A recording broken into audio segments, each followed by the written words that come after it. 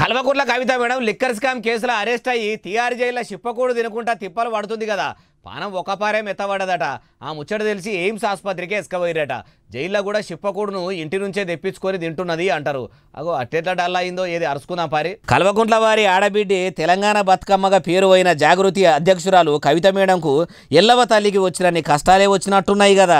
Bail రాక అట్ల బాధ, 4 గోడల నడమ ఉండు అదో నరకము, ఎప్పుడు ఎటూ ఫ్రీగా ఉండలేక అదో గోస, అన్ని కష్టాలు బాధలు చుట్టుముట్టుతుంటే నా అనుకున్నోళ్లకు నా కుటుంబానికి 150 దినాల కంటే ఎక్కువనే దూరమైతేనని నా అన్నకు రాకెట్ కట్టి హెల్మెట్ అసొంటిది ఏదో ఒక బహుమతి ఇచ్చేదాన్ని. ఈ రాకెట్ల పుణ్యంకు అది కూడా ఇయ్యకపోతిని. ఏం రాత అడుక్కొచ్చుకున్నా నా రాతల మన్నువాడా, ఏం రాత అడుక్కొచ్చుకున్నా, ఎందుకు ఇట్లున్నది అని కుటుంబానికి దూరం అయితేనే అని కుదేం పెట్టుకున్నదో.